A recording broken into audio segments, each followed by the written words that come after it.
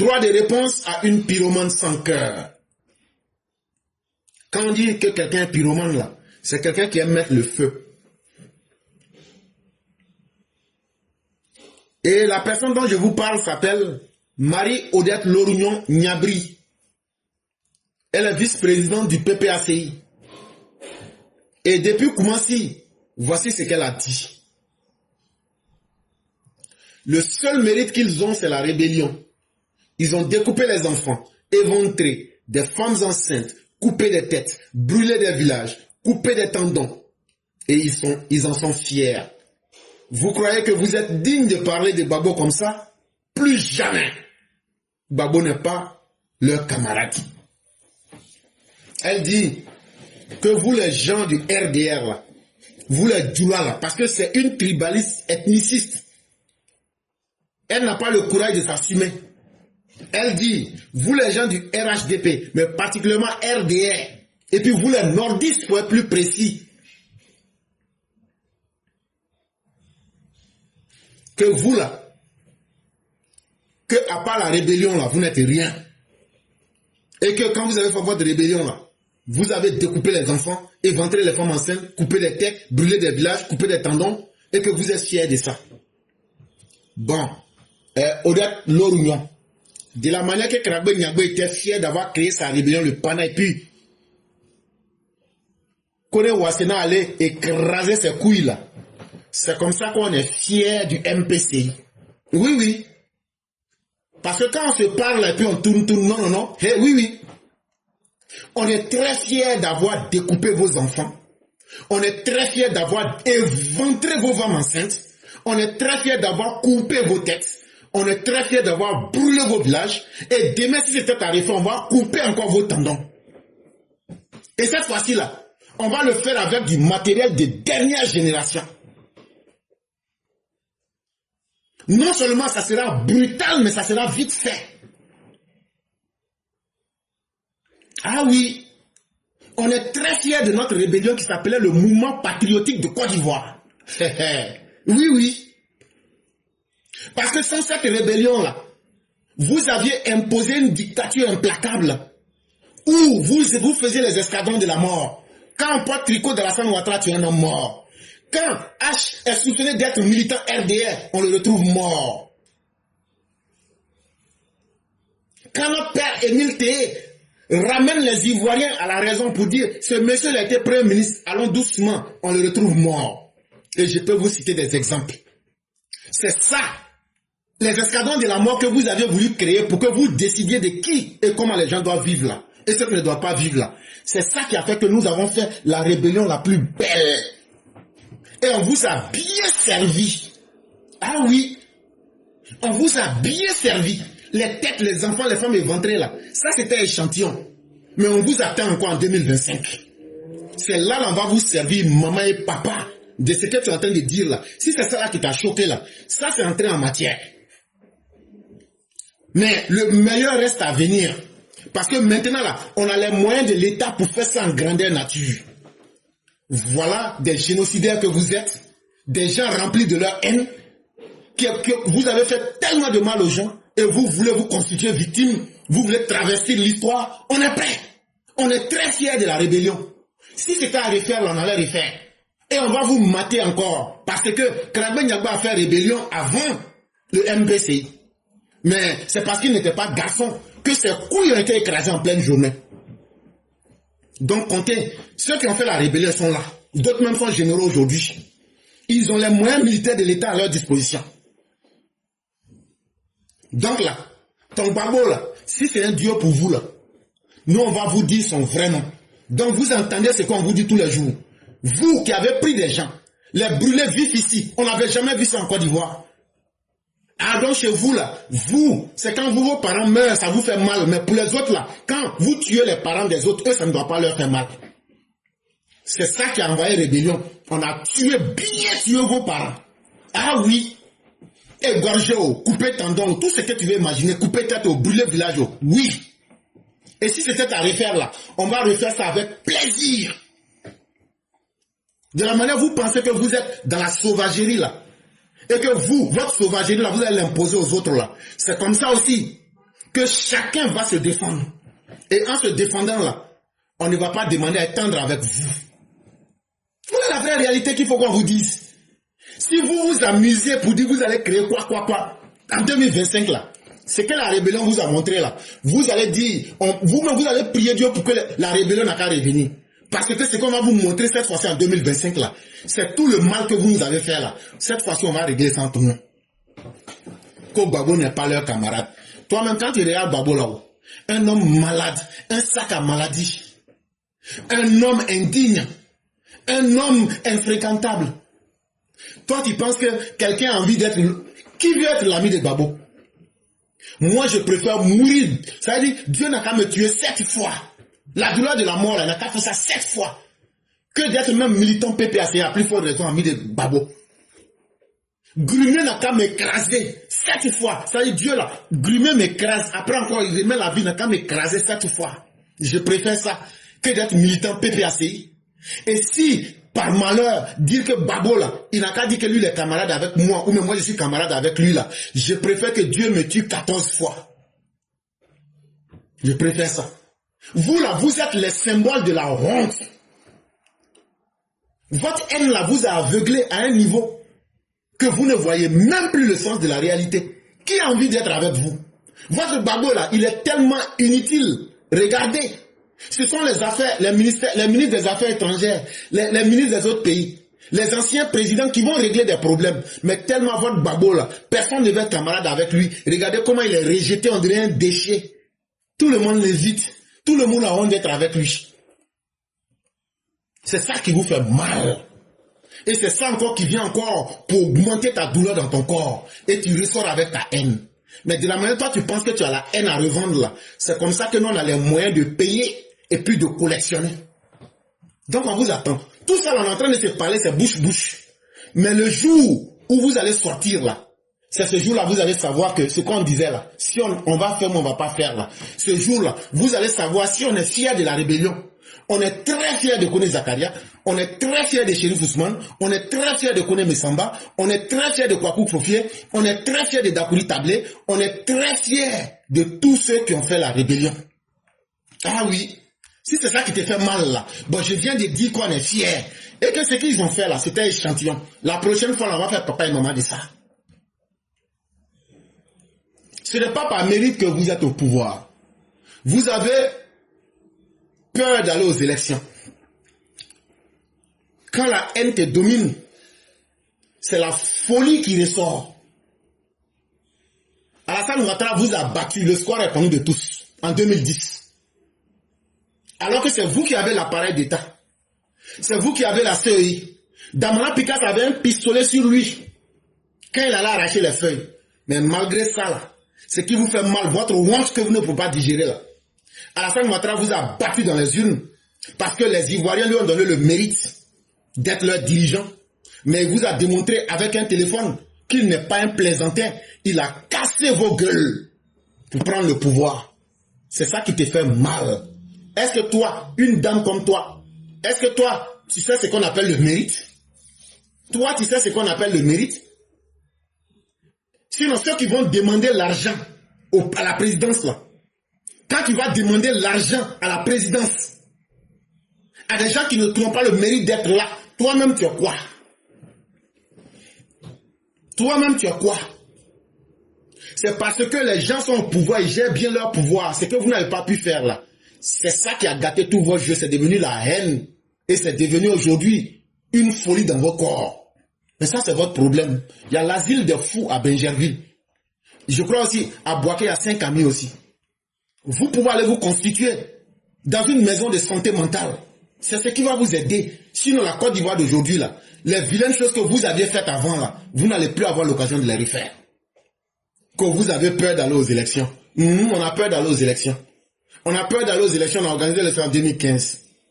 On a peur d'aller aux élections, on a organisé l'élection en 2020. Ton Gbagbo, là, il a organisé combien d'élections? De toute sa vie, là, il n'a organisé qu'une élection. Alassane Ouattara, là, lui, là, il va organiser 3e élection maintenant.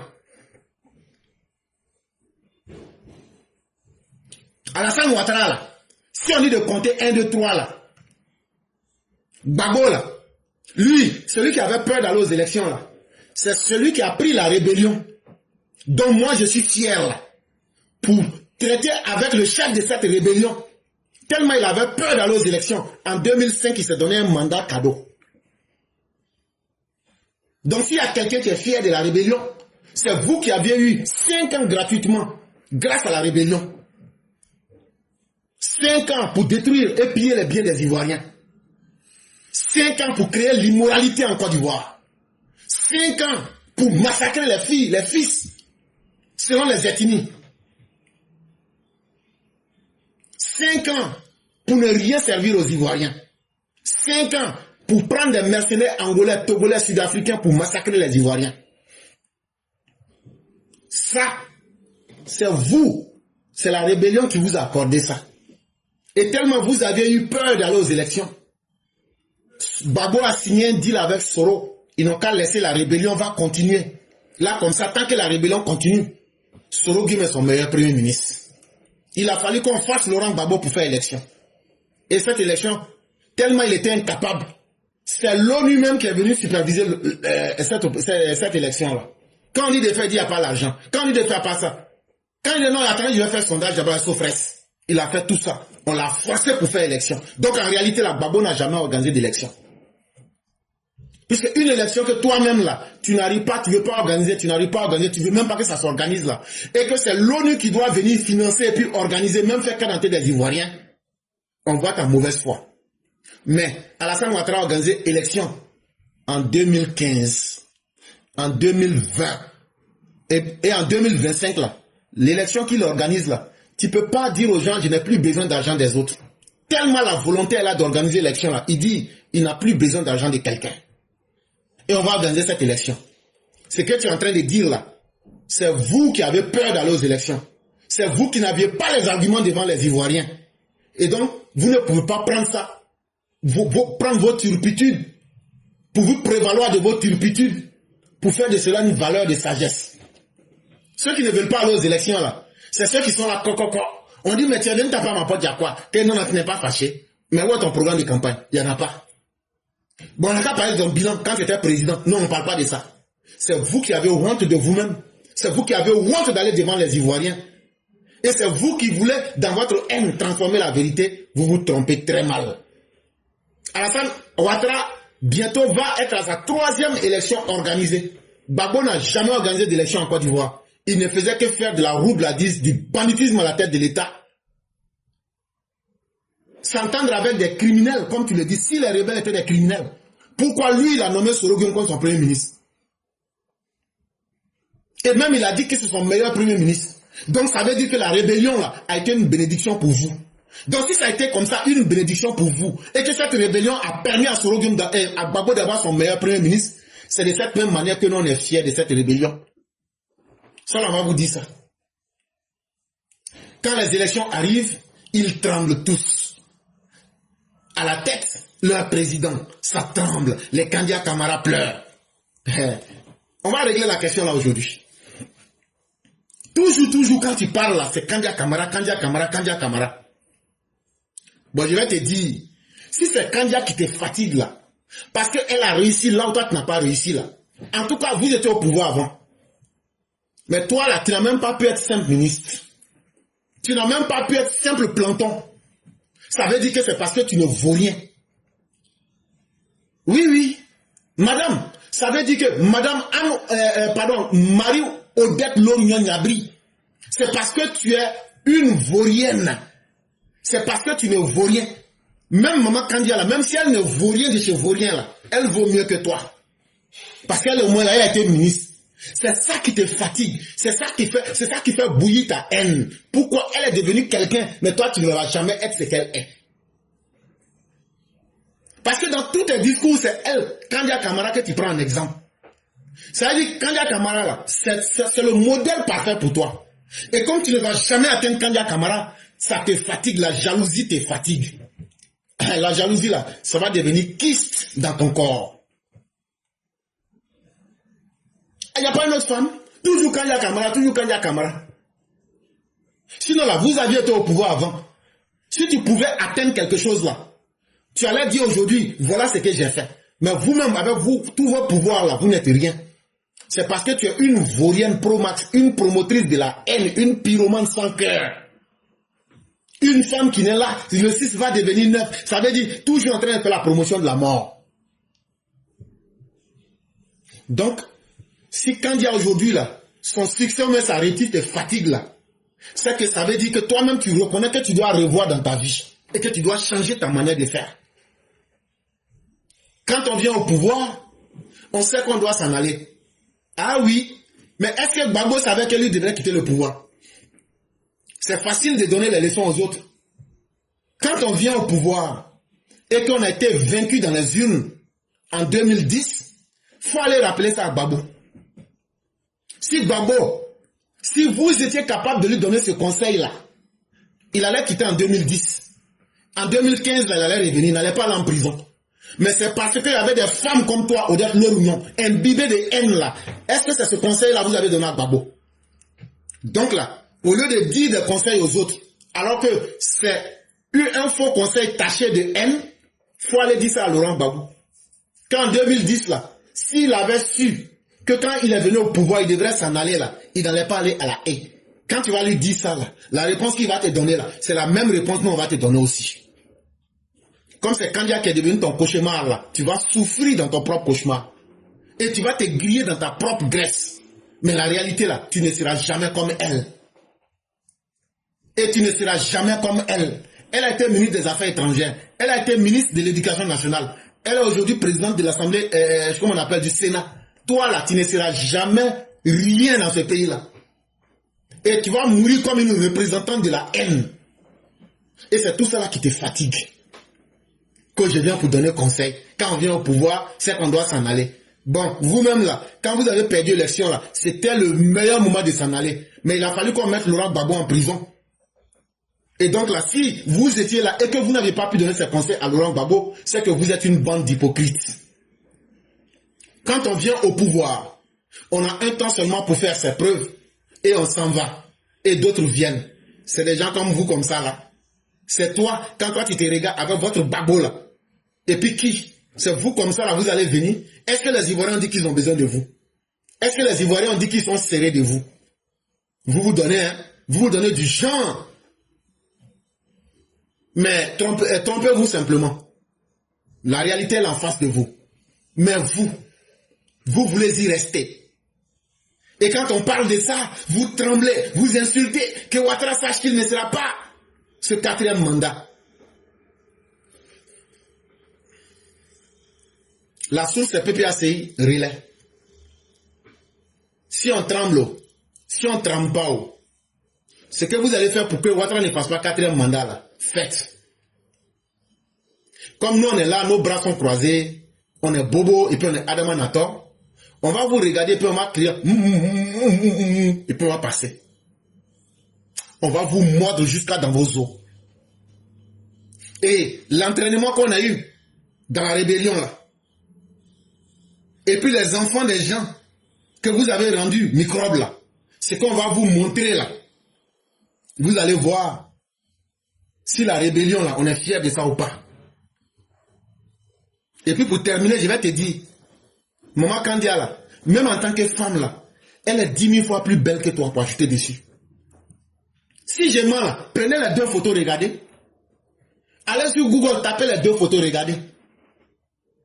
Ça veut dire qu'on n'a qu'à laisser toute compétence même là. Elle est 10 000 fois plus belle que toi. C'est pas ça, je vais terminer. Voilà. Ça veut dire, même si les garçons doivent, on dit, on n'a qu'à aller chercher femme là. Sur le marché là, elle va, elle va passer l'examen avant toi. Et ça compte beaucoup. En réalité, la personne aime les vilaines femmes. Personne n'aime les vilaines femmes. Donc là, même sur ce côté simplement là, elle te bat aller-retour. Et c'est toute cette jalousie là, toujours quand il y a toujours... Aïe, la haine là, ça te fatigue. Il faut aller faire chirurgie esthétique. Tu ne pourras jamais l'atteindre. En termes d'avoir fait ses preuves. Même beauté là encore, là, elle te bat là-bas encore. Je ne sais pas si le PPACI, c'est une association des vilaines femmes. Mais vraiment, les femmes du PPAC là aussi, vraiment, vous n'êtes pas au rendez-vous, hein. Parce que 99,99 là, c'est vraiment des aglaglas. Et ça là, cherchez aussi à corriger ça. Parce que dans le marketing là, on a besoin des jolies femmes pour essayer de blaguer un peu les gens, pour adhérer. Donc là, cherchez à voir ce côté-là. Peut-être que c'est ça qui fait que votre parti là, ça prend pas. Essayez de voir bien ce côté-là aussi. Peut-être que Dieu va vous aider. Mais en temps là, votre haine là, c'est calé dans vos gencives, comme carie dentaire. Et puis nous on avance. Et puis nous on est au pouvoir. Oh. Ça, je vais te dire ça encore pour ajouter dessus. On est au pouvoir. De toute façon, c'est doux là. On est dedans.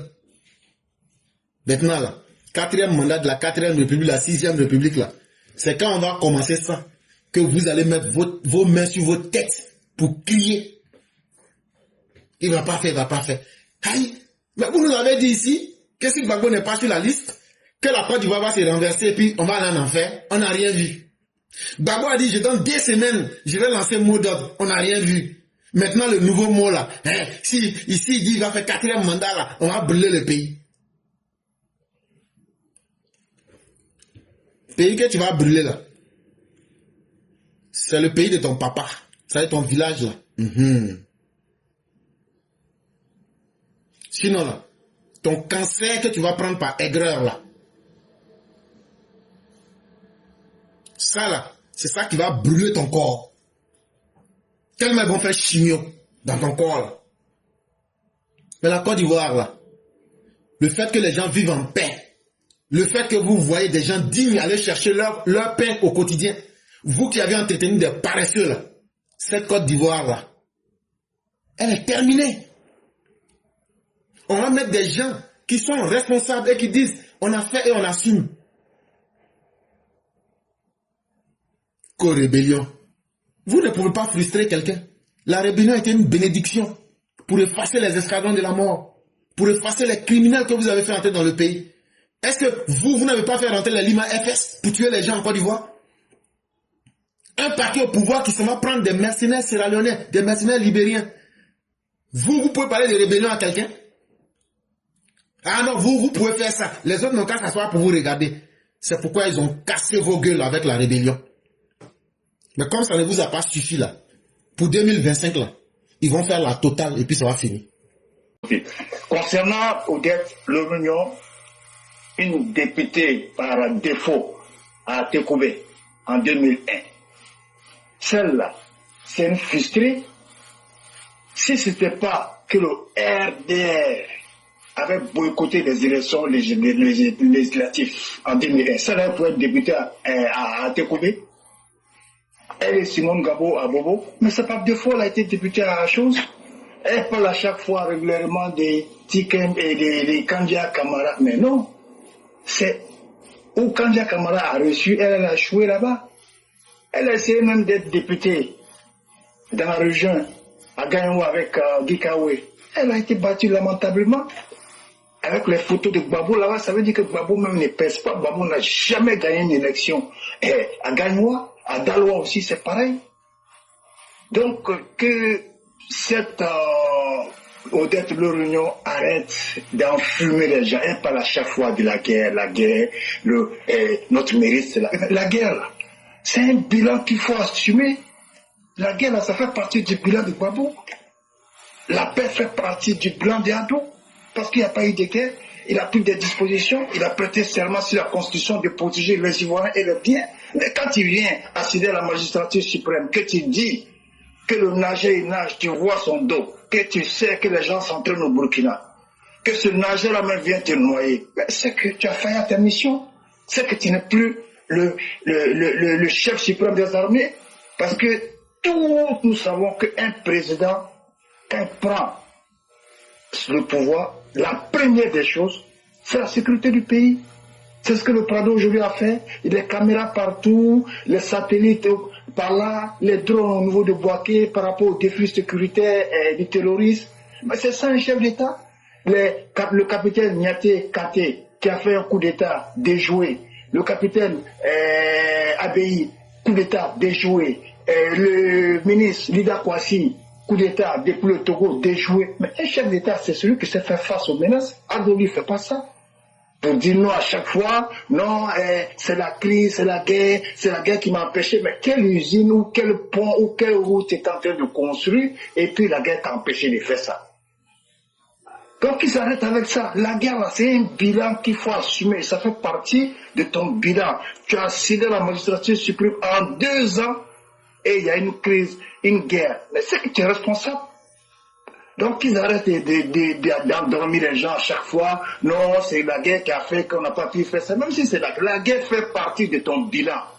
Il faut gérer le pays pendant 30 ans, il n'y a pas eu de guerre. Guéhibo, c'était un gouvernement de crise, il y a eu une petite crise. Et c'était toi-même, tu étais responsable de cette crise-là. Bédi a géré pendant 7 ans, il n'y a pas eu de crise. Voilà, aujourd'hui, Ado, il va dans sa 15e année. Et puis, la semaine prochaine, tout ça sera fini. C'est nous impressionnant. Encore, M. Clairet, je vais m'arrêter là. Que Dieu bénisse la Côte d'Ivoire.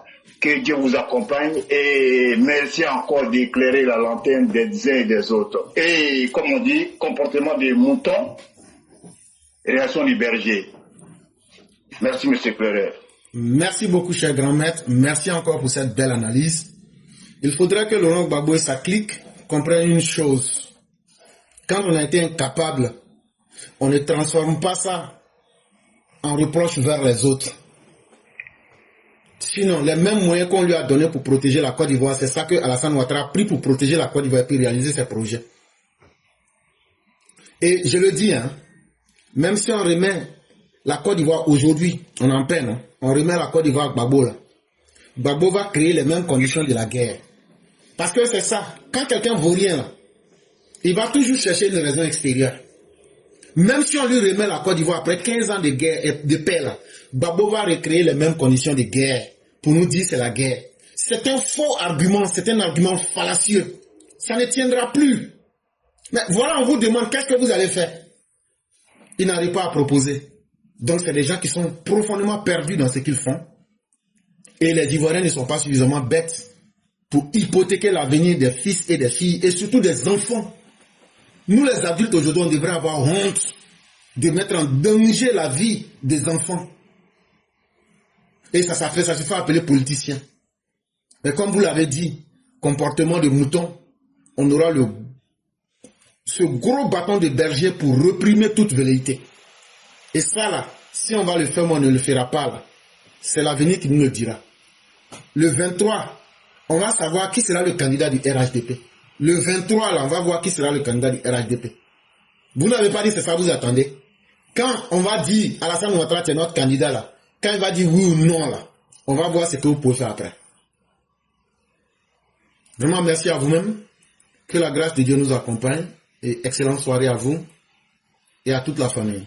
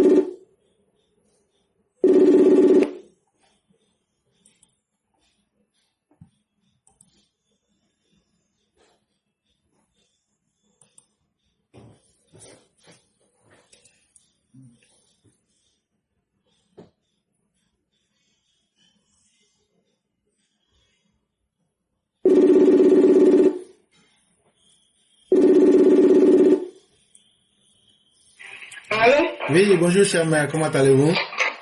Quand professeur, j'ai fait que c'est pas moi qui t'ai appelé au début. Hein. Non, c'était quelqu'un d'autre. Ah, ok. Ah, ok. Ok, comment va? J'allais dire que ça va pas sonner. Je vais bien et toi? Dieu merci, tout va bien. Et la famille? Alhamdulillah. Okay. Et de ton côté aussi? Dieu merci, ça va. Ah, ok, alhamdulillah. Ok. Donc, on va vous laisser à vous 5 minutes. Ok. Merci beaucoup, merci. Bonsoir à tous les ETV, TV Facebook et TV TikTok. Bonsoir, on va dire encore merci à Dieu pour la séance d'aujourd'hui. Ah, vraiment, la mère blanche, tu as fait fort. Et tu as dit tout ce que nous tous on pense tout bas au fait. Ah, en tout cas, professeur, Afin de avoir oublié de dire que toi-même, tu as été verrouillé par les EPVO. Il a oublié ça. Il devait dire ça, qu'il y a quelqu'un qu'on appelle éclaireur pour vérité. Il est verrouillé aussi. Il a été verrouillé.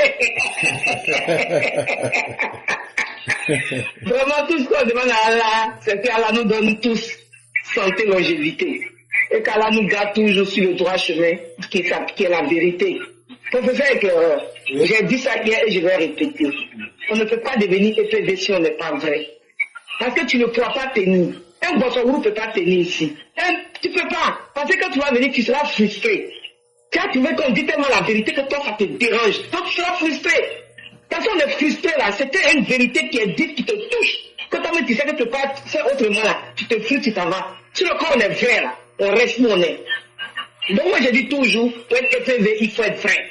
Et parce qu'on a l'image même de notre professeur. Et Dieu, c'est ce qui fait que je crois en cette sourate. Je crois vraiment au Coran partout, hein. Mais la sourate que j'ai croisée où Dieu a dit, les bonnes femmes aux bons hommes, les mauvaises femmes aux mauvais hommes, comment on appelle ça là même, les fornicateurs aux fornicateurs. J'ai compris maintenant pourquoi Dieu dit ça. L'éclaireur, c'est parce que toi tu es bon que tu attires des personnes qui sont bien. Si toi-même tu étais mauvais là, et là, Baba Laurent, tellement il est mauvais, c'est les mauvaises personnes qui vont vers lui. Papa Ado, il est vrai. Donc c'est les vraies personnes qui viennent vers lui. Mais quand même, tu es vrai. Donc c'est les vraies personnes qui vont venir vers toi. Franchement, il y a beaucoup de choses aujourd'hui. Moi, quand je regarde, je dis si j'avais quelque chose, ça prend dans ma vie. Il y a des erreurs que je n'allais pas commettre. Mais toute chose, c'est question d'expérience. Dieu te fait passer par des chemins pour que tu aies plus d'expérience. Et je trouve que c'est ça aujourd'hui. Donc, maintenant, tu ne pourras qu'à attirer les bonnes personnes vers toi. Ah oui, quelqu'un qui n'est pas bien ne pourra pas venir autour de toi. Donc, professeur, vraiment merci. Et on va dire à la mère blanche, merci beaucoup pour ce bel hommage au professeur éclaireur. Il mérite ça, il mérite plus que ça. Mais tout ce que nous on peut faire, ce sont des doigts pour lui. Que Dieu le garde aussi longtemps là avec nous et que Dieu nous donne tous santé et longévité pour qu'on puisse voir cette nouvelle Côte d'Ivoire qui est en train de fleurir avec Papa Ado. Et vraiment, merci l'éclaireur. Merci pour tout. Et à Tikenja, l'éclaireur, c'est ce que j'ai dit. Tikenja là. On dit il vient d'où? Béléban. Ok. Donc je vais laisser ça. Je vais laisser ça. Béléban là. C'est pas chez le Prado. Ah ok. Donc je vais laisser ça. C'est bon.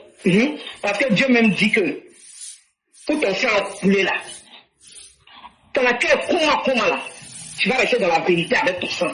Donc je vais arrêter ça là-bas. Il n'a qu'à continuer. Mais moi, je dis, quand tu es un artiste là, il faut rester du côté de la vérité. Quand il y a la vérité, il faut la dire. Voilà pourquoi Dieu t'a donné ce don d'être un artiste.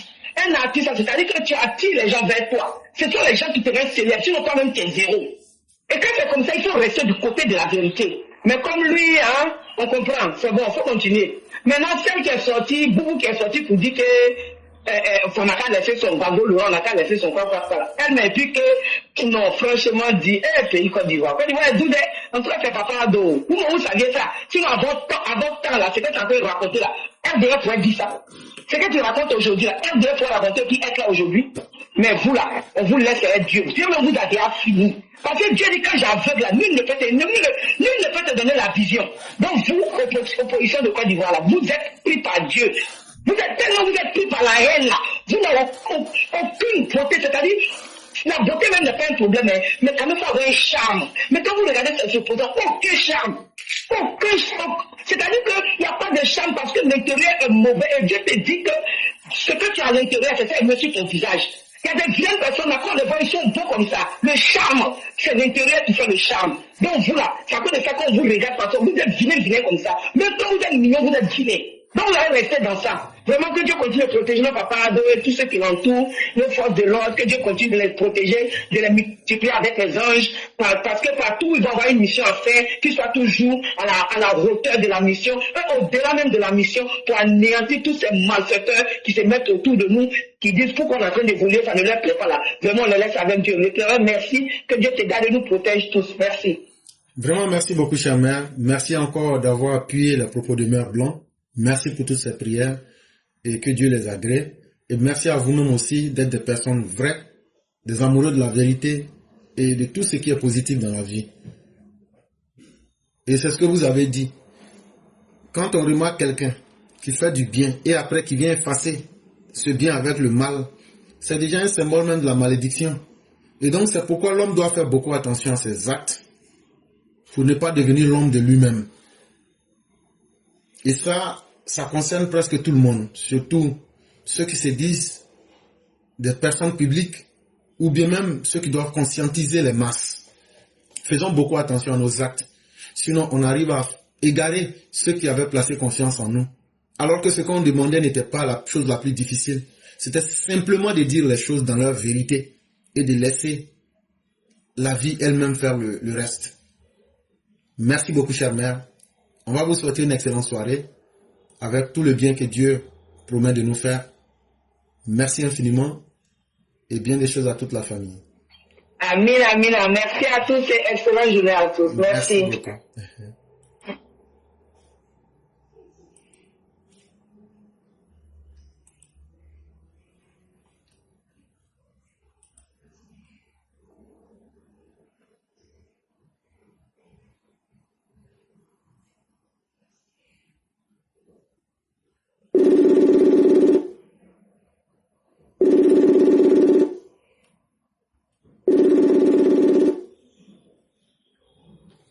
Allô?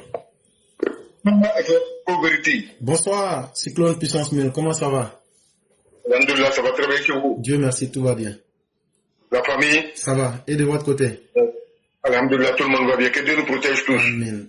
Amen. Donc, Ok, j'ai dit, ok, merci beaucoup éclairé. J'ai dit bonsoir à tous les Mao, bonsoir à tous les Chao, bonsoir à toute la classe. J'ai dit bonsoir au président de la République, son Excellence M. Alassane Ouattara. Rappelle encore à tous les Ivoiriens des diasporas, à tous les Ivoiriens de Côte d'Ivoire, partout là où on se trouve, vraiment, on vient de finir de jouer demi-finale. La mobilisation de tous les grands capitales, ça a été propre. Vraiment, tout le monde parle de ça et nous sommes tous satisfaits. Mais maintenant, on lance l'appel à nos parents qui sont en Côte d'Ivoire. Nous attendons la finale. Le stade Mbipé, 60 000 personnes. Que ça soit propre. C'est pas les 60 000 que nous on veut. Hein. Nous on sait que c'est déjà bouclé. Déjà là, on sait que c'est bouclé.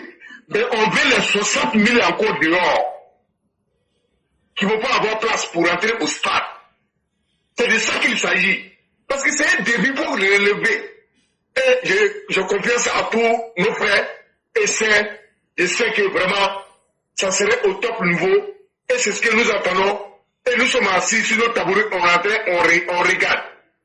Je dis merci encore au président de la République, chers parents, de nous d'avoir nommé tous les Ivoiriens comme ambassadeurs partout là où on se trouve. On a vu pendant la CAN, le président de la République, son Excellence M. Alassane Ouattara, nous a dit, vous êtes tous ambassadeurs, parlez bien de notre pays, montrez la réalisation de nos pays, malgré les gens voient, mais on n'a qu'à les parler, on n'a qu'à les encourager à ce qu'ils viennent voir. C'est ça le rôle d'un ambassadeur. Donc, moi je me sens à l'aise depuis ma position à étant qu'un ambassadeur qui a été nommé par le président de la République. Et c'est pareil pour nous tous, chaque parent, faut pas avoir, nos nominations, il ne faut pas avoir à se négliger. Nous sommes tous des ambassadeurs, donc le travail, on doit bien le faire. Donc, on lance appel à tout le monde entier de faire jeter un regard vers la Côte d'Ivoire, qui est notre pays de Papa Arnaud, pays du président de la République, son Excellence M. Alassane Ouattara. C'était pas comme ça avant. Avant là, c'était la dictature. Avant, c'était les assassinats. Avant, c'était, on était traqués partout.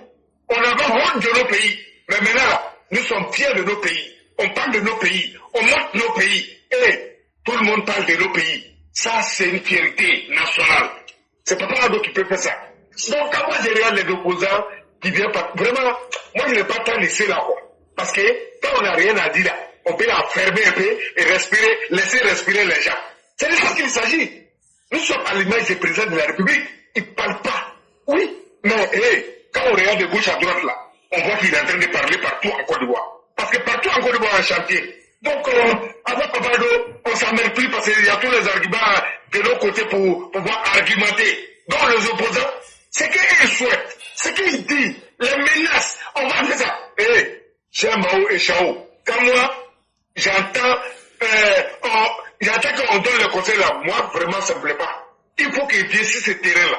Là, nous, là, ce qui nous est prêt à part, puisque le président est venu, il a dit quoi? Première personne qui l'a carré d'abord, c'est le militant RHDP RDR.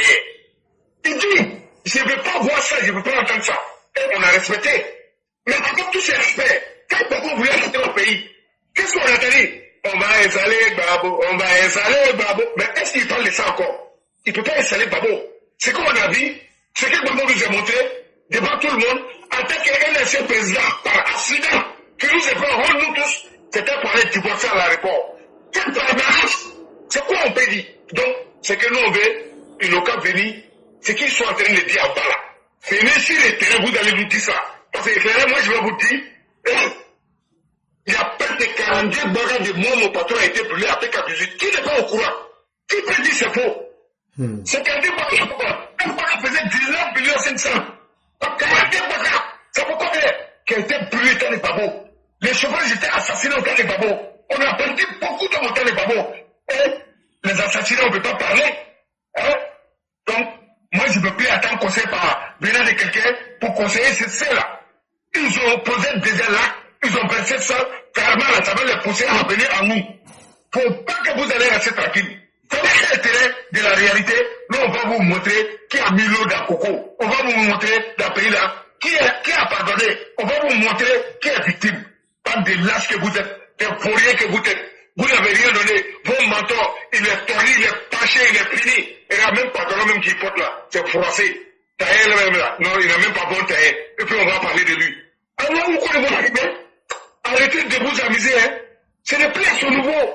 On essaie l'autre livre. On parle de Babatier maintenant. C'est quoi qui est Babatier? Qui maîtrise ses petits. Oui, c'est lui qui donne le championnat en classe. C'est de ça qu'il s'agit. Tant de pourriers, des lâches que vous êtes. Ou alors, il y a ceux qui vont me demander pardon là. Mental et femme. Parce que ça, ils ont tué nos amis. Oui, laissez-les. Si quelqu'un pourrait le faire changer, au moins le dire, avec le conseil du président de la République, avec pardon qu'il a pris pour les donner, avec tous les casques, ne me demandez pas pardon. Ça, c'est ce que vous pouvez faire. Tant de pourriers, des menteurs, des faucheurs, t'es même là. Éclairé, tu as fini de tout dire. Mais là, je ne veux pas trop parler parce que les morts sont là. Toi, tu fais quoi si c'est pas chien? Éclairé, c'est ce que je voulais dire. Donc, je m'arrête là. Je vous dis merci. En tout cas, moi, je suis nerveux. Ne demandez pas pardon. Il faut qu'il décide ce terrain-là. Et puis, on part pour sa propre pour le donner. C'est de ça qu'il s'agit. Donc, Éclairé, je vous dis merci. Je dis merci à tous les Mao et Chao. J'ai écouté tout le monde. Éclairé, franchement dit, tout ce qui a été dit, c'est vrai.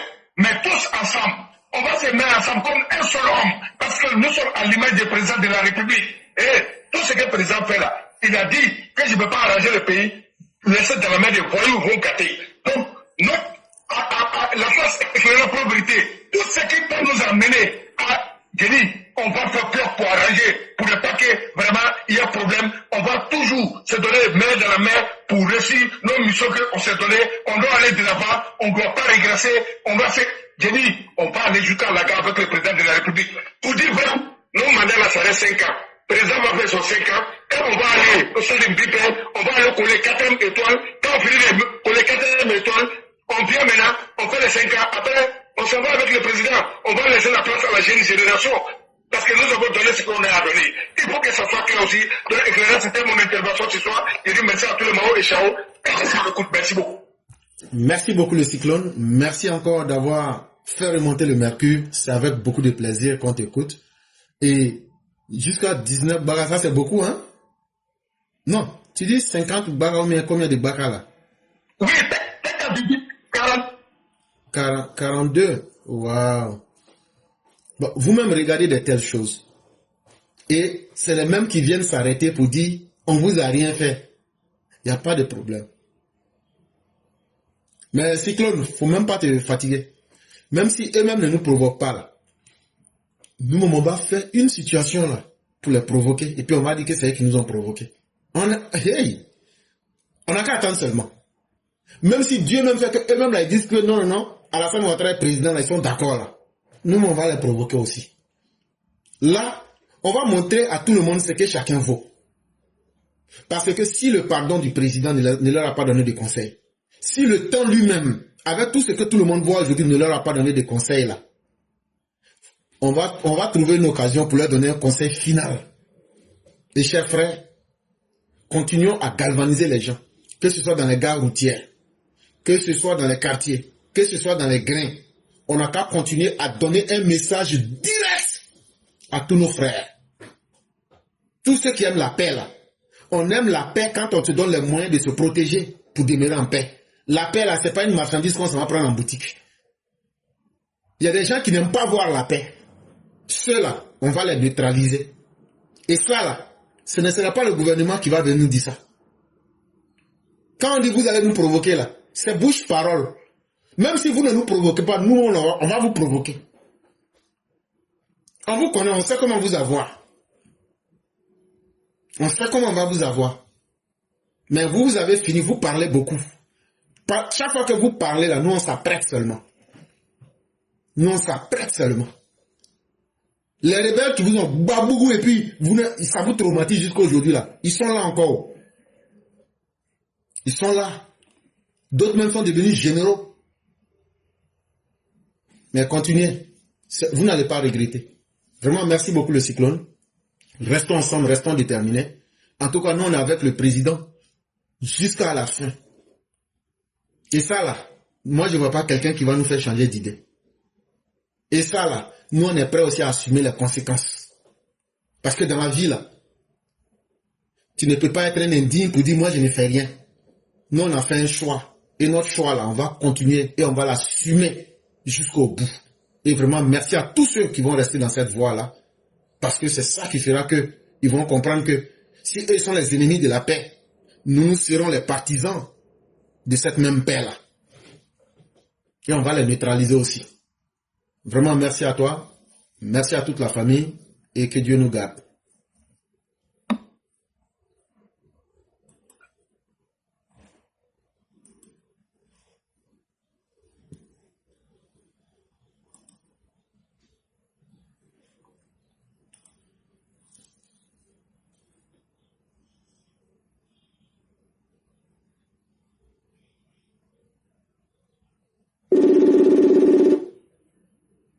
Allô?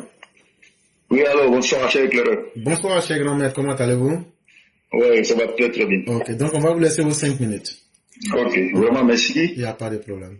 On le dit tous les jours. Comment le merci, c'est un petit mot, mais avec une grosse signification éclaireur. Et je voulais commencer par parler de Laurent Gbagbo. Laurent Gbagbo, encore lui. Laurent Gbagbo, tout le monde s'est rendu compte que c'est le président le plus nul d'Afrique. Par rapport à tous ces faits-là, je ne vais pas retourner à dire tout ce qu'il a fait, tous ces actes, mais j'ai dit que ce monsieur-là a été une erreur. Ce monsieur-là est une erreur de la nature même. Éclaireur, ça faisait longtemps qu'on n'entendait pas ce mot-là, tu sais qui je suis, parce que le président Alassane Ouattara aujourd'hui a mis tout le monde au même niveau. Nous sommes tous égaux. Et Laurent Gbagbo aujourd'hui, on voit que sa mémoire ou son logiciel est bloqué encore en son temps. Parce que c'est en son temps qu'on écoutait partout, là, on entendait partout, tu sais qui je suis, tu sais qui je suis. Ça, c'est fini. Laurent Gbagbo n'est rien. C'est un tas de poussière qui retournera poussière. Et c'est ce qu'on va lui répondre. Laurent Gbagbo, tu n'es rien.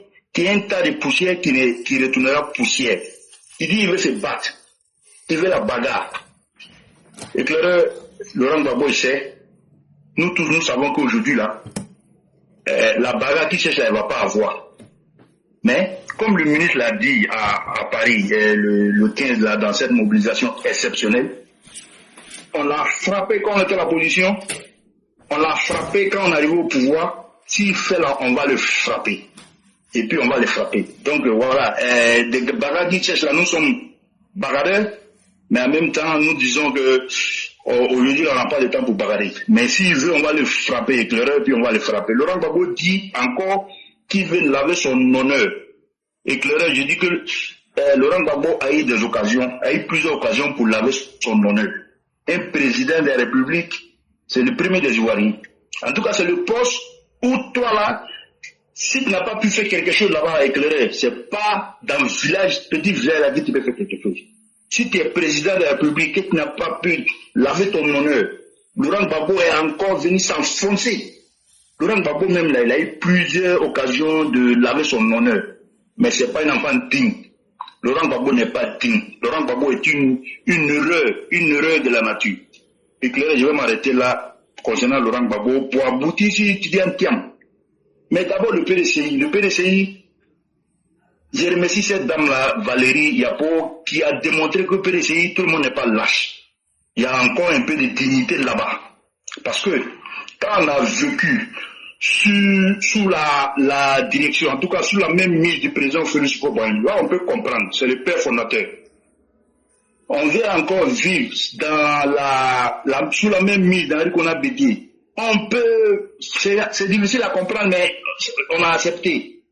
Mais c'est digne, c'est indigne du PDCI. Ces quatre qui sont là aujourd'hui, qui se disent des intellectuels, parce que c'est le PDCI qui a formé presque tous les intellectuels aujourd'hui en Côte d'Ivoire, mais qui sont là, un monsieur qui les a abandonnés dans la souffrance, qui allait se promener 23 ans durant, qui n'a rien apporté, il n'a participé à aucune cotisation, qui arrive un jour, et ces messieurs-là, ces gens indignes-là, se couchent en bas de lui, accepter encore que cet aventurier-là les piétine, éclaireur. C'est une manque de dignité.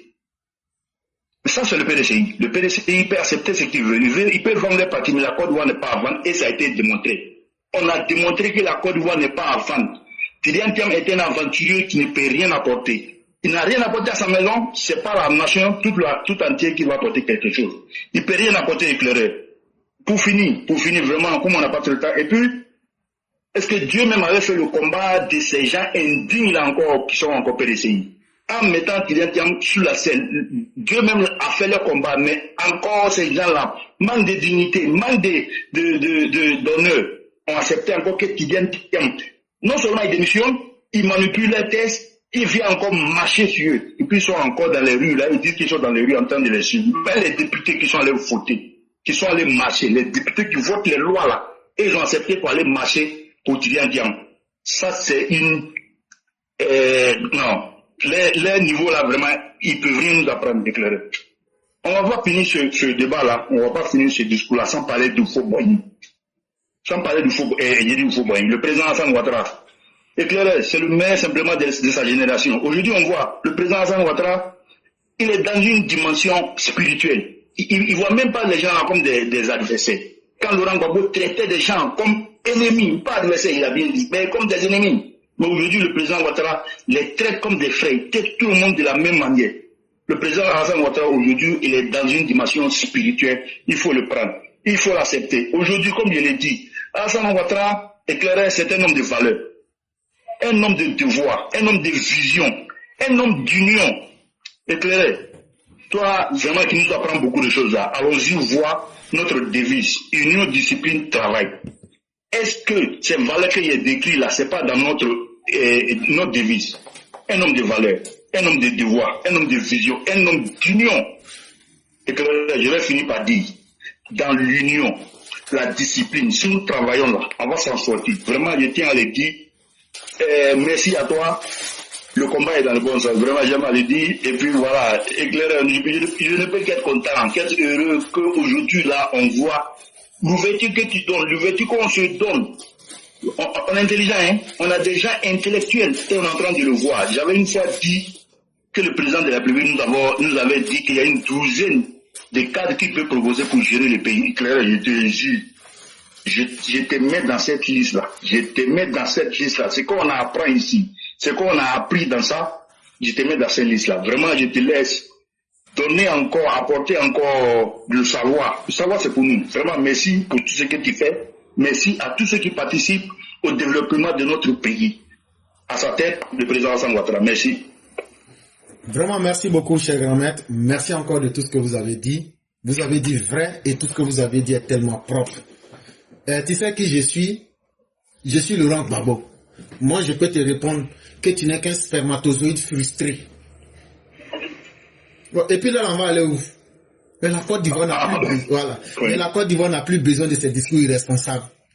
Quand tu sais que ton nom vaut quelque chose, là, tu poses des actes à la hauteur de ton nom. Mais le nom Laurent Gbagbo n'inspire que la honte en Côte d'Ivoire aujourd'hui.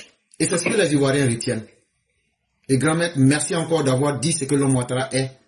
C'est un homme discipliné, un homme d'action et un homme concret. Et c'est ça que les Ivoiriens retiennent. Et c'est ça le plus important pour la Côte d'Ivoire. Vraiment, merci à vous aussi. Comme vous aimez à le dire, le combat est dans le bon sens. Et nous sommes dans le bon sens. Effectivement. Donc, Le combat est dans le bon sens. Restons sereins. Vraiment, merci à vous. Ouais. Et bientôt, Merci à toi, bientôt vous aurez votre métro. Merci à toi et merci à tout le monde. Merci beaucoup.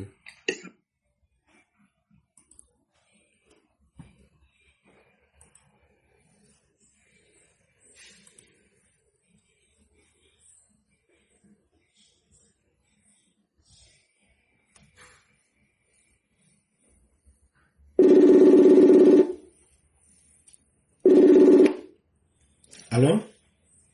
Allô? Oui, bonjour, cher frère, comment ça va? Ah oui, grand maître, bonjour. Comment allez-vous? Ah oui, ça va. Dieu merci. Donc, on va vous laisser vos 5 minutes. Ok, donc vraiment merci de me donner la parole. Merci au Cyclone pour son intervention et merci pour tous les EPV qui ont pris la parole aujourd'hui. Donc, cher René, ce que moi je comptais dire en 5 minutes, je comptais rappeler à tous nos militants, un sympathisant du président Dr Alassane Ouattara, que le président Alassane Ouattara, il avait dit ceci: pour tous les efforts qu'a fait la Côte d'Ivoire, que ce pays-là ne sera pas confié à n'importe qui. Nos opposants utilisent ces propos du président de la République là aujourd'hui pour dire que c'est le président Alassane Ouattara qui est cette main noire là sur l'élimination ou bien sur la radiation de certains politiciens en Côte d'Ivoire. Mais moi, je tenais à dire à nos auditeurs, lorsqu'Alassane Ouattara, le président, a dit cela, c'était tout simplement pour dire que moi, Alassane Ouattara, les Ivoiriens m'ont vu en train de gouverner ce pays-là. Et les Ivoiriens ne vont pas porter leur choix sur ces présidents qui sont passés là, ou sur des individus qui sont tapis dans l'ombre qui veulent venir gaspiller la richesse des Ivoiriens.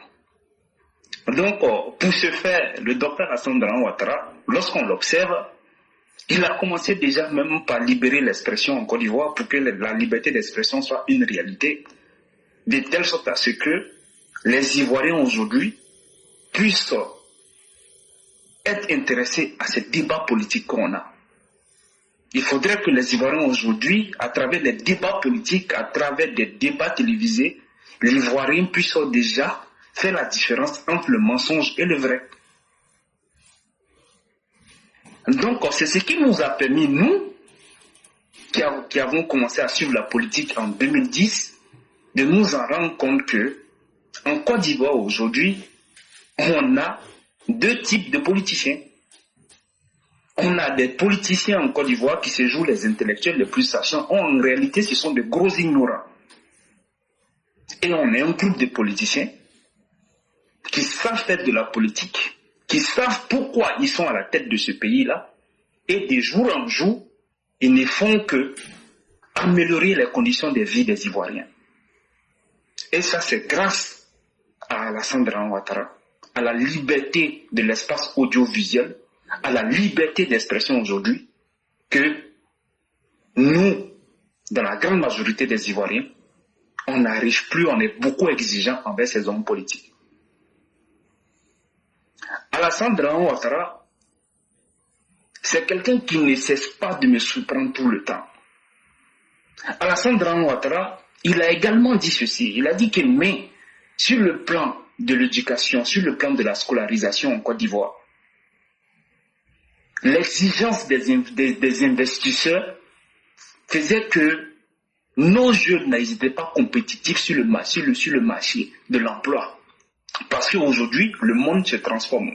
Le monde évolue, donc on a besoin d'autres compétences. Mais la Côte d'Ivoire, avec notre système actuel, ça ne nous permettait pas. Mais le président ne l'a pas dit parce qu'il fallait dire. Il avait déjà tracé son plan derrière. Raison pour laquelle vous voyez qu'aujourd'hui, on a pas mal d'universités en Côte d'Ivoire et chaque université touche une compétence dont la population ivoirienne aujourd'hui a besoin pour son développement économique. Et même là, quand on regarde récemment, le gouvernement a lancé un projet de 17 lycées professionnels. Et il y a 7 nouveaux lycées professionnels qui sont sortis du terre. On a les lycées professionnels d'Imbembe, on a les lycées professionnels de Dabakala, si je me trompe pas, et on a le lycée de Congo qui est déjà aussi qui est prêt, le lycée professionnel de Congo qui est prêt, on a celui de Gbelebon aussi qui est prêt. Donc aujourd'hui, le président Alassane Dramane Ouattara, il a mis tout en place de telle sorte à ce que on puisse avoir une main-d'œuvre qualifiée. Parce que quand la main-d'œuvre elle est qualifiée, même si tu as un BT qui est équivalent au bac, quand tu es qualifié, tu peux avoir un salaire de 700 000. Et c'est ce qui permet aux Occidentaux aujourd'hui d'être développés. On a une main-d'œuvre qualifiée. Donc vous voyez, Alassane Dramane Ouattara qui dit que voici la difficulté en Côte d'Ivoire sur le plan éducatif, mais derrière il réagit. Moi c'est ce que j'appelle un président responsable. Raison pour laquelle, pour chuter rapidement pour terminer, raison pour laquelle vous avez vu, lors de cette marche à Paris, il y a énormément de personnes qui se sont déplacées. Vous croyez que les gens se sont déplacés pour les beaux yeux d'Alassane Dramane Ouattara? Non. C'est parce que, pour une fois dans la vie de cette Côte d'Ivoire-là, on a eu un président responsable, non seulement responsable, un président qui pense même au bonheur des Ivoiriens avant lui-même son bonheur.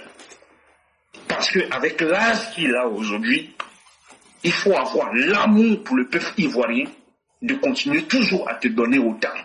Et Alassane Dramane Ouattara n'a jamais triché avec la population ivoirienne. Raison pour laquelle les gens sont sortis massivement le 14 pour aller lui rendre hommage.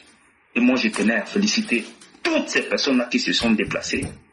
Et aujourd'hui, on a des témoignages qui disent que vraiment, cette fête-là, elle était tellement belle qu'on a la nostalgie de cette fête-là. Si ça pouvait se faire chaque week-end, on a eu de faire des déplacements pour aller se réunir au nom du président Alassane Dramane Ouattara. Donc, chers frères, pour ne pas être long, c'est ce que je comptais dire. Merci. Vous, les Oyenikala, vous n'avez pas dit que vous aimez exagérer. Si ça peut se faire chaque week-end. On ne fait pas chaque week-end. Vraiment, merci beaucoup. Merci infiniment encore, cher frère. Merci encore pour cette belle logique que tu viens d'établir. Alassane Ouattara n'a pas triché avec la population. Alassane Ouattara a été vrai. Et c'est ça qui compte. La capacité d'être résilient réside surtout dans la vérité que l'on maintient. Et le président Ouattara a déjà tout démontré. Et je crois que c'est ce que vous venez encore de décrire encore de fort belle manière. Et vraiment, merci à vous aussi. Et merci pour cette belle intervention. On va vous souhaiter une excellente soirée à vous ainsi qu'à toute la famille. Merci beaucoup. Je reste à l'écoute. Il n'y a pas de problème. Merci beaucoup.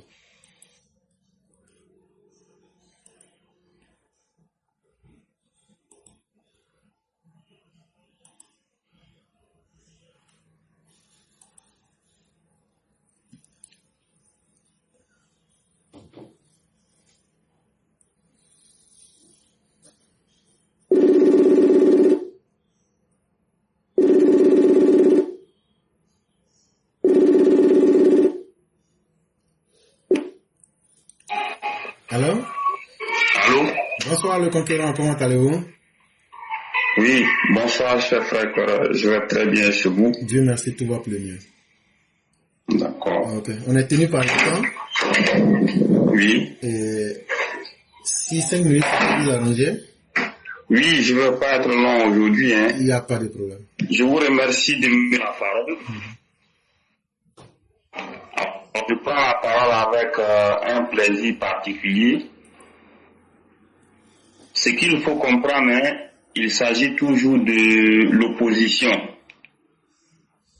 L'opposition qui a pour seul projet de créer la déstabilisation, de créer des tensions inutiles un peu partout sur toute l'étendue du territoire. Donc il est important pour nous autres de toujours insister sur cet aspect-là. Selon des informations que nous avons déjà reçues, il y a Laurent Gbagbo et Tidiane Thiam qui se sont rencontrés, je crois aujourd'hui, semble-t-il. C'est ce que j'aurais appris. Alors, la seule chose à comprendre dans cette histoire, c'est leur plan pour pouvoir déstabiliser la Côte d'Ivoire.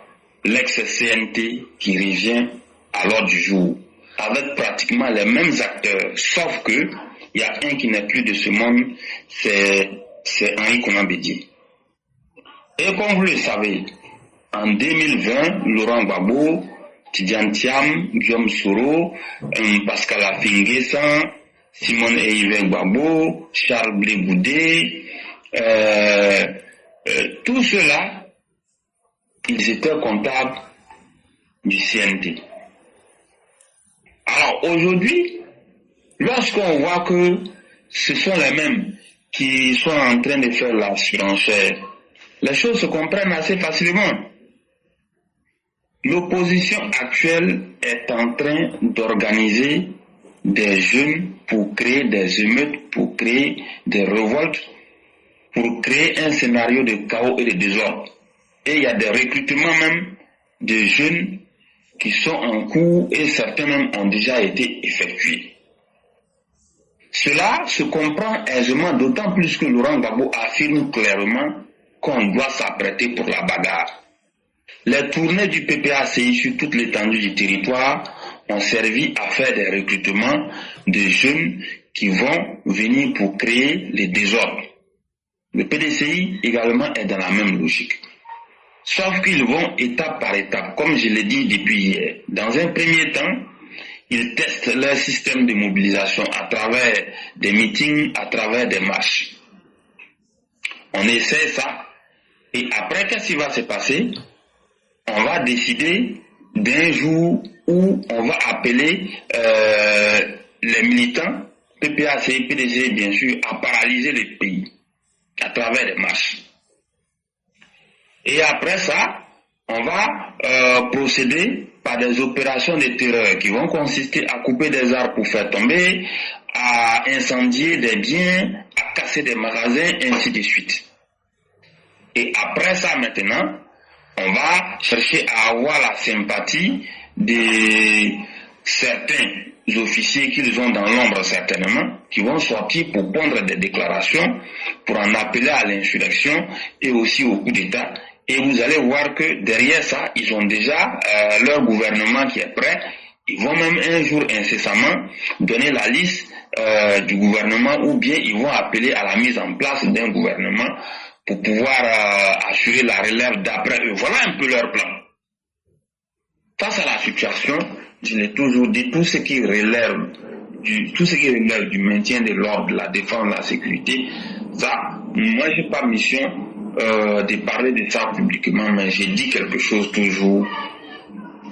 Un parti politique doit sa force à ses militants. De cette même manière que le RHDP monte au créneau pour préparer les militants, ses forces vives, tous les militants sympathisants, ivoiriens et forces vives qui constituent le RHDP, il faut que ces militants, ces sympathisants, ces forces vives-là soient mises en alerte et que on soit suffisamment prêt à contrer avec la plus grande énergie les désordres que l'opposition politique ivoirienne veut organiser. Donc, pour ne pas être long, je m'arrête là et je vous remercie. Merci beaucoup, Sunjata le Conquérant. Merci encore de ce que vous venez de dire. Et faites-nous confiance. Je crois que nous sommes conscients aujourd'hui de tous les plans que l'opposition veut mettre en place. Et ce serait ne pas être intelligent que de ne pas anticiper. Et c'est pourquoi je dis que dans leur anangoplan, là, tout ce qu'eux vont faire là, nous on voit dedans. Et chers frères, au-delà même du parti, au nom de la dignité humaine, c'est nous aussi des citoyens lambda qui devrions nous lever pour galvaniser, conscientiser les gens dans les quartiers, pour leur dire, vos vies, c'est Dieu qui vous les a accordées, ne laissez personne vous les arracher de la manière la plus bête possible. Ne laissez personne décider de votre vie, ou bien de votre bien-être, ou bien de votre mal-être. Surtout que ce sont des gens qui ne peuvent rien apporter. Et continuons dans les quartiers, dans les petits comités, dans les villages, continuons à conscientiser les gens. Ce mal-là ne nous fait pas peur, mais il est venu le temps de mettre fin à ce mal-là. Et c'est nous qui allons prendre aussi une décision pour démontrer qu'on en a plus que marre de ces personnes. Vraiment, merci d'avoir touché ce point et de continuer à le faire même, parce que c'est très important. Il y a tellement de choses à dire, mais vous insistez là-dessus. et vos analyses sont tellement justes. Continuez à le faire. Parce que au fur et à mesure que vous le faites, ceux qui entendent pour la première fois, ça va résonner dans leur conscience. Ceux qui ont déjà entendu, ça va encore les réveiller. Mais il faut qu'on continue. Vraiment, merci infiniment. On va vous souhaiter une excellente soirée et toute la bonté divine. Je vous remercie beaucoup. Excellente émission à tout le monde. Merci beaucoup. Mesdames et messieurs, c'est moi qui vous dis merci. L'émission a été longue parce qu'il y a eu beaucoup de personnes qui se sont présentées et nous avons pris tout le monde. Mais entre-temps, il y a le père Martial qui s'était signalé et qui avait voulu la parole. Et il avait dit qu'il avait une symbolique à décrire. J'aimerais parler de la symbolique de la place Stalingrad où la marée orange s'est exprimée. Et vous serez d'accord avec moi que ce n'est pas en 5 minutes qu'il pourra le faire. Donc on va lui accorder exceptionnellement 10 minutes pour pouvoir s'exprimer. Et après cela, donc on va fermer le plus rapidement possible.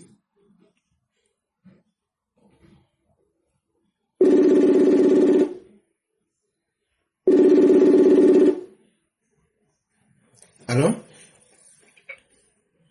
Allô? Oui, bonsoir, cher patriarche. Oui, éclaireur. Oui. Oui, bonsoir, comment ça va? Je vais très bien, vous-même? Oui, ça va par la grâce de Dieu. Comment va la famille? Oui, ça va, merci. Vraiment, aujourd'hui, il y avait beaucoup de personnes qui avaient demandé la parole. J'ai failli, compte tenu souvent du fait que tu n'as pas le temps, j'ai failli désister pour une autre fois. Non, mais j'avais fait mon calcul et d'accord. On va vous laisser excusez-moi 10 minutes pour que vous puissiez... D'accord, ok, merci, c'est gentil. Et après cela, puisque moi je n'ai plus rien à dire, sauf si cela advenait, je dis merci à tous et on va vous laisser en plus des 10 minutes, 2 autres minutes, dès que vous finissez, vous faites la conclusion. D'accord, merci beaucoup, merci éclaireur, merci à tout le monde, merci à Mère Blanc pour ce brillant hommage qu'elle t'a rendu. Je pense qu'elle a été quelque part la porte-voix de tous les EPV quelque part. Hein. Voilà. C'est pas parce qu'on dit à quelqu'un qu'on l'aime, une fois qu'on va cesser de dire ça, on doit toujours témoigner notre amour fraternel. Et elle, c'est un amour de mère comme toutes les autres mères qui sont sur la plateforme. Vraiment, on lui dit merci pour cet hommage, ce vibrant hommage que tu mérites, en tout cas chaque jour. Voilà. Et dans un premier temps, je vais parler rapidement, vraiment en 1 minute, s'il le faut, de Tikendia. J'ai entendu les uns et les autres se plaignent, ils ont raison. J'en ai été choqué quand je l'ai écouté également. Mais moi, je vais vous dire la vraie raison pour laquelle Tikendia se joue les essuie-glaces. Tikendia, ce qu'il a dit là, c'est pas lui qui le pense. Tikendia, remarquez, hein, Tikendia, c'est la France, c'est les Français qui sont derrière Tikendia. C'est eux qui ont fait toute la promotion de Tikendia. Ils ont promu Tikendia par rapport à Alpha Blondy. Parce que Alpha, c'est un rebelle. Alpha, c'est pas quelqu'un, on le maîtrise pas. Alpha, Alpha avait combattu Pathé Marconi. Je sais pas, tapez sur Internet, peut-être que ça existe. Mais je crois que c'est tombé. Ça n'existe plus. C'était un distributeur, un producteur, un distributeur. Alpha a quitté Pathé Marconi. Il a dit qu'il a décidé de voler selon ses propres ailes. Et la Française qui avait aidé Alpha Blondy, c'est elle qui a pris la main de Tikendia. Elle s'appelle Hélène Lee. Je suis en train de remonter très loin, exprès, pour que les gens comprennent d'où viennent les réactions de Tikendia. Remarquez, Tikendia a gagné, RFI organise un concours chaque année. Et c'est ça que Tikendia a gagné, et c'est de là qu'est partie sa popularité, et puis les Français l'ont produit, et Tikendia a toujours été positionné par la France. Donc ce que Tikendia a dit là, on a mis dans sa bouche, ce sont les paroles qu'on a mis dans sa bouche. Ce n'est même pas parce qu'il est contre le président Ouattara. En fait, Tikendia, il a parlé pour lui-même. Donc c'est quelqu'un qui est manipulé. C'est ça la réalité. Je vous dis la vérité. Et suivez bien l'évolution de Tikendia. Il a des prises de position bizarres. C'est quelqu'un qui fait toujours plaisir aux Blancs, d'une manière générale. Donc, il va toujours dire des choses à l'encontre de certains présidents africains. mais il s'était sur d'autres. Sinon, si vraiment Tikendia se battait pour le panafricanisme ou la liberté des Noirs, là, il n'allait pas cesser de parler, il allait parler forcément des gens de l'AUS. Mais est-ce que vous l'avez vu attaquer les gens de l'AUS? Il ne le fait pas parce que les Français veulent caresser ceux-là dans le sens du poil, compte tenu du fait qu'ils ont été chassés de la France. Les Français ont été chassés de ces 3 territoires-là. Donc ils veulent revenir là-bas. Donc c'est pour ça. Donc je ferme la parenthèse Tikendia. En fait, je voulais parler de la place Stalingrad. En fait, la symbolique de cette place-là, vous savez, je fais partie des gens qui n'étaient pas contents du fait que la marche a été déplacée à 2 reprises. Une 3e fois, ce n'était plus une marche, c'était plutôt un meeting. Mais avec du recul, je me suis rendu compte que Dieu ne fait rien pour rien. Souvent, on pense que quand Dieu fait quelque chose, au départ, on peut le prendre mal, mais il faut souvent prendre du recul et puis analyser. Stalingrad, là, c'est une ville russe. C'est une ville russe. Et le nom de cette ville n'a pas été donné gratuitement à cette place qui se trouve à Paris. C'est un symbole. C'est le symbole de la victoire des Russes sur les nazis, sur le nazisme. C'est un symbole de victoire, à l'époque, en 1945, de la lumière sur la barbarie. Donc cette place-là est très symbolique. Et remarquez, quelle était la couleur qui avait été utilisée? Quelle a été la couleur qui a été utilisée? La marée orange. Orange, là, c'est quoi? C'est le soleil. Et pour avoir l'orange, c'est 2 couleurs. La couleur rouge et la couleur jaune. Ce sont les 2 on met ensemble pour donner l'orange. Le rouge, c'est la vitalité, c'est l'action, c'est la force. Mais le jaune, c'est quoi? C'est le soleil. Et le soleil, c'est quoi? C'est l'électricité. Le soleil, c'est quoi? C'est la vie. Quand on dit tu brilles, on fait allusion au soleil. Donc Dieu s'est manifesté à travers cette marche. Et à travers ce meeting. Remarquez, le meeting là, il n'y avait pas une seule ethnie, il y avait plusieurs ethnies qui étaient représentées à la place Stalingrad. Il y avait plusieurs ethnies, dont la Côte d'Ivoire en miniature. Les artistes qui ont chanté, ce sont les artistes de bords d'ethnies différentes. Il y avait Bété, il y avait Djoula, ainsi de suite. Et les hommes politiques qui ont intervenu, il n'y avait pas une seule ethnie. J'en parle pour que chacun prenne conscience des différentes symboliques. C'est la victoire de la lumière sur la barbarie des opposants, notamment les Gors. C'est un tournant décisif parce que le fait d'avoir fait ce meeting à cette place symbolique qui symbolise la victoire de la Russie sur le nazisme, rappelez-vous, la Russie combattait aux côtés des Occidentaux contre le nazisme. Et le nazisme, c'était l'obscurantisme, c'était la barbarie de l'Europe. C'est important de le noter. Et en plus, remarquez, ça s'est passé dans la paix, ça s'est terminé dans la paix, la ferveur festive. Tout le monde était content et joyeux.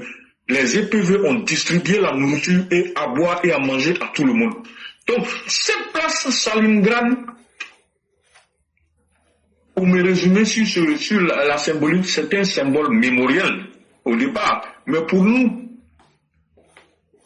les sympathisants et les supporters d'Alassane Ouattara, d'une manière générale, donc les Ivoiriens, c'est un acte fort de visibilité politique à l'international. Donc on a démontré aux yeux du monde entier que le président Ouattara est soutenu par une très grande majorité de la population. Ceux qui étaient à la place Stalingrad étaient représentatifs de la Côte d'Ivoire à l'international. L'image du pays a été projetée sur un écran géant. L'écran géant du divin, l'écran géant de Dieu. Parce que c'est le soleil. Et les anecdotes que les uns et les autres ont racontées, c'est toujours des anecdotes qui donnent la chair de poule. Les gens vous disent que les policiers eux-mêmes ont apprécié la manifestation à sa juste valeur. Ils ont été surpris de voir, certains même ont dit qu'ils n'ont jamais assisté à une manifestation comme celle-là qui s'est passée, qui a été non seulement pacifique, mais qui a été surtout, on va dire, une manifestation de joie dans la discipline. Et il y a un intervenant avant moi qui a parlé de notre devise nationale. Donc, c'était une union pour la discipliner et pour le travail. Parce que c'est aussi un travail, c'est un travail qui a fait que cette communion a pu réussir. Donc, il y a beaucoup d'enseignements à la fois intellectuels, à la fois social, politique et spirituel à retenir de cette place, de ce qui s'est passé ce samedi-là. Et c'est 14 juin. Si on veut aller un peu dans la numérologie, le chiffre 14, c'est 1 plus 4, ça fait 5. Et le 5 est le symbole de l'homme. On a 4 membres et on a une tête. Les 4 membres sont les 4 éléments. L'air, l'eau, la terre, le soleil.